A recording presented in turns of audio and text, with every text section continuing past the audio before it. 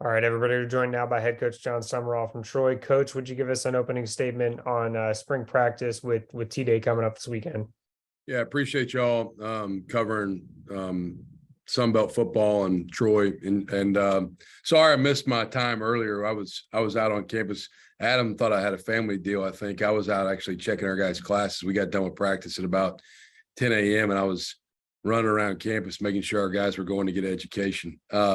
But practice has been good. Very, very different team than last year. A lot less production returning. Last year's team had a lot of returning production on it. We've got a lot of new faces, a lot of guys that are green in regards to experience that we're counting on to play at a high level. New year, new team, very different bunch. It's been good. We've only had one day all spring where I was really disappointed with the way we practiced. Today was practice 13. And 1 out of 13, I thought we did not take advantage of our opportunity to improve and get better. The other 12 days so far, I feel like we've given good effort and been prepared mentally and physically. So T-Day is Saturday at 2 p.m. I'm excited about getting to put the ball down and play, and our fan base showing up. We've got tremendous fans and a great home venue here at the Vet. Excited to get around our fan base. We got a good weekend. We got a lot of festivities going around the spring game, which will be fun to engage with our fans. But a lot of work still left to be done. Nowhere near final. If we had to play today, we probably wouldn't be very good. So we got a lot of work to do to get where we want to be. So with that, we'll open up to questions. All right, let's go over to Joe for our first question here. Coach Shaquille Brown, his performance at your all's pro day last week, I can see the smile already. Obviously good performance from him. What'd you think of what you saw from him, and what do you think of his shot at playing at the next level? Yeah, tremendously proud of Shaquille's growth and development. I'll be very candid with you. When I got here a year ago, there was a lot of people that were like, hey, I don't know if Shaquille's going to fit what you're going to want to do and how you're going to want to do things.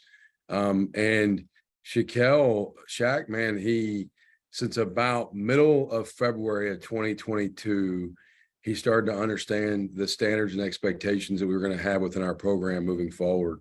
And he really started to fall in line with those expectations and buy in, and went from a guy that was really a non-factor on the 2021 team and was absent in some regards to played a pivotal role in our success last year as a team.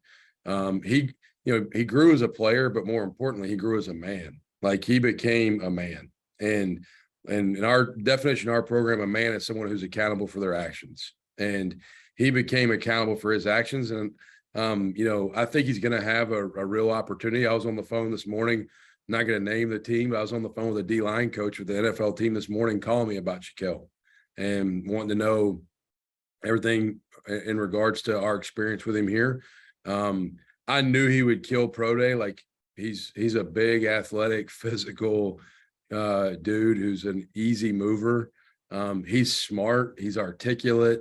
I think he's one of those guys that has a high ceiling, and all he needs is an opportunity. I think if he gets with the right franchise, the right organization, I think he could play a long, long time in pro football with the right fit. And I'm excited to see what happens next for him.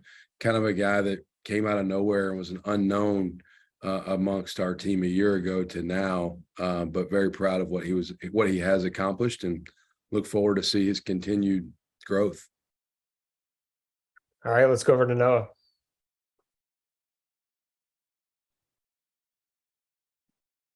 Hey, Noah, you're on mute. Haven't done that all day yet. Coach, first of all, congratulations on that Hall of Fame induction this past weekend. I know that was big for you and your family. You probably have the best video of spring practice so far, where you put your team on blast after a practice. What makes you so comfortable doing that with this unit, and how did those guys respond after you did that? You talking about after we had a bad practice and I was very direct about how terrible it was? I live in truth. I think honesty is always the best policy. My wife would tell you one of my greatest strengths is also probably greatest weakness is I'm brutally honest. You don't want my opinion, don't ask it, because I'm going to tell you exactly what I think, and I don't pull any punches. I believe in being very candid and direct. I think I hear people all the time talk about this generation's changed or whatever. I'm like, no, this generation hasn't changed.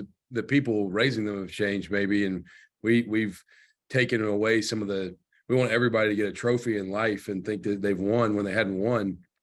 I think you have to groom people to understand that the requirement is your best every day. And when our team doesn't give their best, I'm gonna make sure they understand it wasn't their best. When it is, I'll let them know that too. But I live in truths. I speak in truths. I'm very direct and very honest. Our guys on our team will tell you, I don't pull any punches. I'm very direct. I think that's the best way to deal with people in life, regardless of the game of football, is just be honest up front about what the expectations and standards are. And the guys that don't want to respond to that kind of challenge, they probably don't belong here. I mean, if you don't want to play to a high standard and a high level and do things the right way and pursue your best, then it's probably not the right place for you to be. But our guys respond good to that stuff. They get it. Kids choose Troy because they love football and they love doing things at a high level. They don't choose Troy because of big city and bright lights. You know what I mean? Yeah, no, absolutely. One more follow-up question to that. You guys win the Sun Belt title last year. You get the contract extension. It's been reported that there was, an increased salary pool there for your assistants. How big is that for Troy, and just kind of showing that continued commitment to not only, building, or really just building a winning culture moving forward? Yeah, I think that there was a lot of attention drawn to my new contract here, and I'm grateful for what this university has done for me and my family. But more importantly, I think as a head coach, a lot of times we get too much credit when things are going good, and maybe we get a lot of blame when they don't go good. And we're, that's our job. It's fine. We can deal with that. But to me, for our program to have sustained high level success, it was very important that we took care of our staff. It's also very important that we take care of our players the right way. I was, adamant on we needed some nutritional pieces done a little bit better. We needed some things to support the entire scope of our program better. And really, probably part of the reason it took a little while for that to come out formally is because I wanted to make sure that a lot of things were going to come in line with that contract and with that agreement that, quite frankly, didn't have anything to do with me. So I'm very happy here at Troy. I love it here, but I was really concerned with, providing for our players and for our coaches that make our program successful. All right, let's go over to Luke. Coach, teams all across the country are going to approach their spring games differently. How are you guys approaching it at Troy as far as a competitive standpoint when you get to that T-Day game? We're going to compete every day. We're going to have the scoreboard on, and it'll be up and running, and we're going to keep score. There may be some guys that are proven that don't take quite as many snaps. Nobody's not playing the game. I mean, it's a part of getting ready to play at a high level in the fall.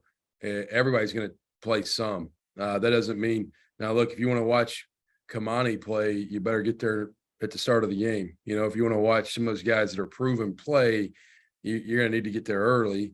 And as the game goes, everybody's going to get an opportunity to show what they've got. But we're gonna divide up teams. I believe in competing every day. Like I don't know any other way to live in our game, and our culture is you have to have constant competition, and there's a winner and a loser and everything.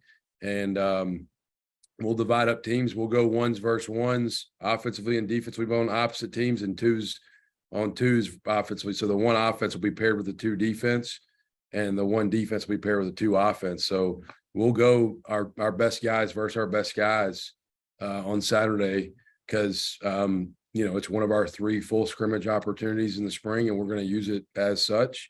We're not going to go we're going to have a running clock. So I'm not trying to get, maybe 150 plays, if you will, like you might get in a normal game. We're going to be much more abbreviated than that, but we are going to put the ball down and play and go live. And our young quarterbacks are going to be live. Like our top couple guys have sort of proved themselves through spring, Gunner being one of those guys. They're going to be normal, hands off, but the young guys, I want them to feel like what the rush feels like, because they hadn't been in a college game. and the timing of I better get the ball out or there's going to be a consequence. Like they need to learn that because they haven't played the college game yet. So we're going to make those guys almost thud-ish. Like I'm going to make sure our defensive kids understand, like we're not trying to decapitate our own teammate, but we are trying to help them grow and learn how to play the game within the pocket the right way. Because when you're not touching the quarterback, a young quarterback that's never played in a college game, he's going to be in for a rude awakening and doesn't understand the clock of how the ball has to get off on time. Coach, offensive lineman Jake Andrews was part of a record Sun Belt contingent at the NFL Combine. What about his game do you think will translate well to the next level? Yeah, Jake's incredibly tough. He's extremely strong in the weight room. He's very impressive. He's a better mover than probably people realize athletically. Like in our summer workouts, we do sprint groups. He can compete with the best of our D-line in a lot of those running drills. He's really, really smart. I think moving to center is what has made him valuable to the NFL teams. You know, if he had stayed at guard last year, probably wouldn't be getting drafted right now, because he's shown the versatility and the flexibility to play both center and guard and sort of be a swing guy. He's helped elevate his stock. And then he's a football guy. You know, like all these NFL teams that are interviewing him, I get pictures from different teams that he's with there because I got a bunch of buddies that are in the NFL, and they're all like, man, this is a football dude. Like he kind of reminds me of the Kelsey that plays O-line for the Eagles. Like he's got that kind of wiring. Like he's the kind of guy that loves to play. And last year in situations where maybe I'd hold him at times in a competitive environment, a live situation, he'd be angry that he couldn't go scrimmage as much as he'd like, because he likes to play the game, and he'll be a valuable addition to whoever picks him up. You know, he's one of those guys that is extremely low risk just because of the type of human he is. I feel like he's going to have high level success, and he's what Troy football is all about. Guys like that are, man, we're proud of Jake.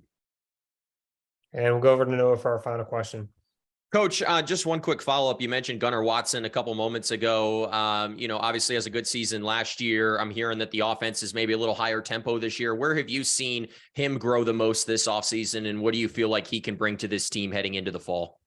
Yeah, I've been very direct publicly about Gunnar. You know, when I got here in December of 2021, his body and my body resembled each other. That's not good for him, because I don't look like I need to be playing Division I football. He was not strong enough in his core. He had not dedicated himself in the weight room properly, and his nutrition habits and his diet, I think, were probably substandard. He, from a year ago to right now, man, he has changed his body. Like he has leaned up. He's much stronger in his core. He's a better athlete right now, and he's moving a lot more fluid and efficient than he's ever moved. This off season in our winter conditioning stuff, we do 6 a.m. workouts, and we call it the gauntlet. And it's a tough gut check kind of workout, and you get paired up with one of your teammates the entire day. And we keep score of wins and losses in every event. He was going against, I'm not going to name all their names, I don't want to embarrass him, but he's going against a running back or two and a receiver or two, and he won like his fair share of them against guys that are really athletic. So I don't think anybody's going to confuse him athletically with like Michael Vick, but I do think his game has improved immensely. He's able to move around in the pocket. He's been able to create and extend some plays with his feet this training camp.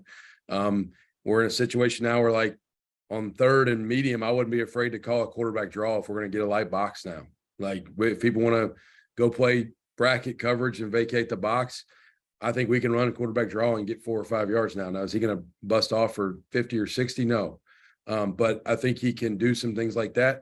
And he's grown as a leader. You know, I think anytime you lead yourself the right way and you start to have daily habits that are positive for your own development, you all of a sudden feel more confident in leading others too, because you're doing things the right way. And so a prime example, man, our practice on Tuesday night, offensive, the first half of the practice, the defense got the better end of the stick. And Gunner called the entire offense up and basically led the charge of like, hey, let's get this thing going. Like, let's go. What are we doing? And he would not have done that a year ago. Like a year ago, I don't know if he might have been afraid to speak in his own shadow, and now he's confident, he's leading, and the offense is adapting and evolving. I think every year is different. Every team is different. We're going to probably ask this offense to do more than they did last year. And some of that doesn't mean you're not going to see the pinch and condensed sets we ran that looked like you could watch all 22 players play in a phone booth at times. We're going to do that too. And when we got to run the football, we're going to be committed to run the football. But we're doing some things that are maybe more conventional in this day and age of college football, with some spacing and some open sets and some pass game things that we're doing, which I think will help complement our skill set on offense and also help create more explosive plays and hopefully create more points. All right. Thanks, Coach Sumrall. We appreciate your time today. Thank you, guys. Appreciate y'all.